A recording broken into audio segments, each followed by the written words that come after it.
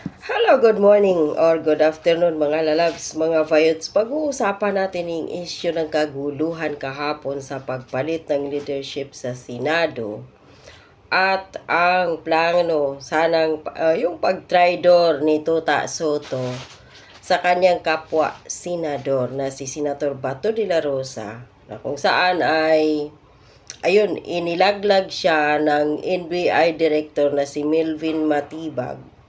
At sinabing si Tito Soto ang tumanggap sa kanila at doon sila pinatambay sa kanyang opisina sa Senate President Office at pinakain pa di umano.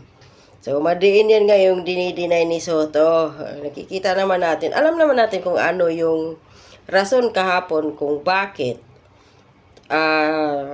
gustong hulihin si Bato de la Rosa. Dahil dalawa akala nila buenas pa rin sila dahil ang una-una, alam na pala ni Tito Soto na meron di umano na arrest warrant ang ICC kay Bato de la Rosa pero hindi pinaalam.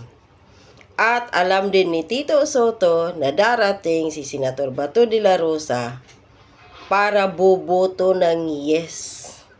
Napapalitan siya. Ayan. So, hindi siya nagtagumpay.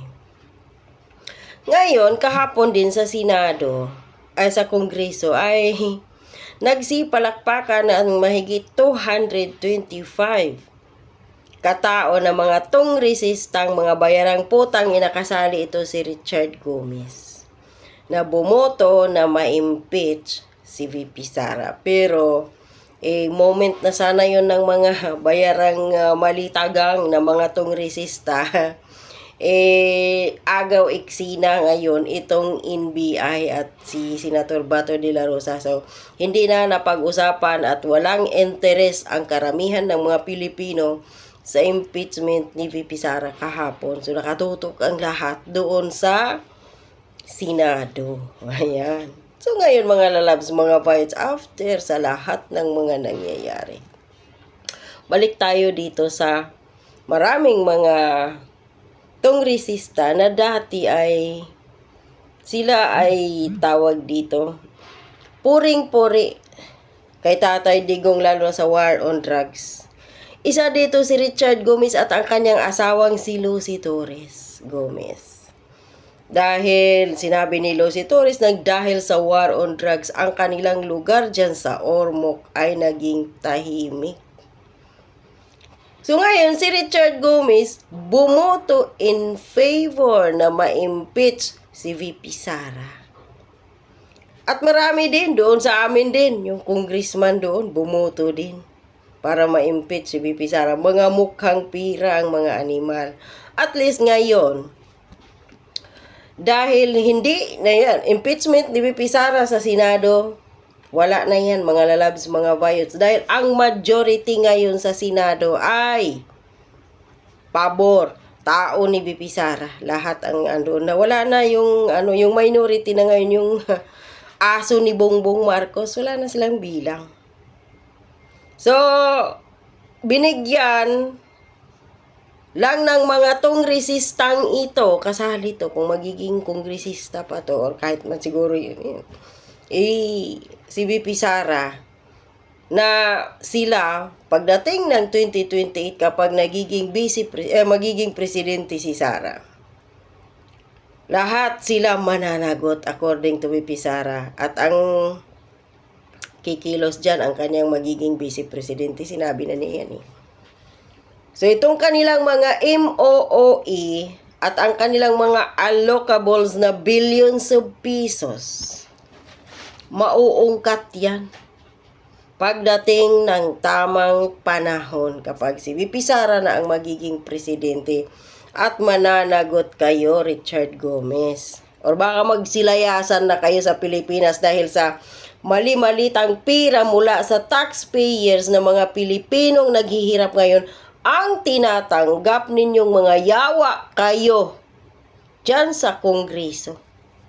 Hindi kayo nahiya sa mga sarili ninyo. So, ayon dito kay Richard Gomez na putang inang to, para daw sa ikabubuti ng distrito niya.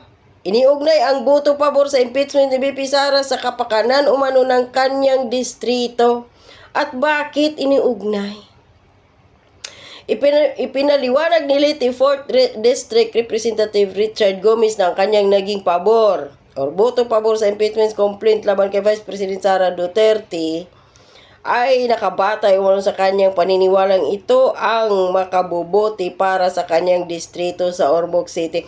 Makabubuti para sa distrito mo, Richard Gomez, or makabubuti para sa iyong bank accounts. Ilang malita ba or ilang milyon ba ang ino-offer sa inyo? Tinatanong mo ba, Richard Gomez, ang mga constituents mo sa Ormoc City kung pabor ba sila na ma-impeach si VP Sara? Of course, hindi. Kumbaga, sa Bisaya pa, Richard Gomez, nagbuot-buot ka. Ikaw ang kanilang representative. Kaya yan tinatawag na House of Representatives ang Kongreso dahil representante ang mga putang inang ganitong tao na mga kongresista ng mga kanilang constituents sa kanilang mga lugar. Ngayon, sa lahat ng mga putang inang mga kongresista na bumoto to impeach Vice President Sara Duterte, have you ever asked your constituents na, hoy, mga animal, payag ba kayo na i-impeach si VP Sara? Kung sinasabi ng mga constituents ng mga animal na mga kongresista na to na, oo, payag kami, okay, then say it. Pero wala eh. Sure ako kahit isang tao walang tinanong si Richard Gomez. At hindi para makabubuti sa kanyang distrito sa Ormoc City ang pagpayag niya. Makabubuti para sa kanya dahil mayroon sila di umanong tinatanggap ngayon ng millions of pesos para sa kanilang allocables at sa kanilang MOOA. So ginagamit kayo ngayon mga taga-Ormoc ni Richard Gomez na sinasabi niya kaya siya bumoto para sa ikabubuti ninyo na hindi kayo na-inform. So, payag ba kayo? Iboto nyo pa ba ang walang hiyang ito? Na kung noon, himod puwet siya sa mga Duterte, silang mag-asawa ni Lucy, eh, talagang bilib na bilib sila sa war on drugs. O doon pa sa pamamalakad ni dating Pangulong Duterte about doon sa coronavirus kung paano patakbuhin, paano ayusin ang mga tao para walang maraming mamatay. O isa din sila doon eh. So ngayon, sasabihin niya ang ganun. Ay kayo na yung magdesisyon mga taga-Ormoc kung madala pa rin ba kayo sa bayad ng pera ni Richard Gomez at ni Lucy kung pagdating ng election sa 2028. Si Lucy Torres siguro, okay. Pero itong asawa niya, wala na, tumaba na ngayon, nagiging baboy na din, pati mukha. Mula nang naging politiko, daming mga payat dati na ngayon naging politiko, nagsitabaan. Nag-aano na eh, tawag dito, nagmamantika sa taba. So, umaasa daw siya na naging tama ang kanyang desisyon. Suportahan ito, hindi maging tama. Walang tama sa desisyon mo, Richard Gomez. So, kabilang siya sa 255 na kongresistang bumoto upang aprobahan ang Articles of Impeachment laban kay Vice President Sara sa Kongreso na kung saan ay wala na kayong aasahan dyan dahil ngayon, nagpalit na ng leadership ang Senado at majority ngayon doon. Hawak ni VP Sara ang mga senador. Kaya, big tech na lang kayo, Richard Gomez. Pinapakilala mo lang ngayon na ikaw din ay nababayaran ang pagkatao mo. Isa ka rin mukhang pirang putang ina ka.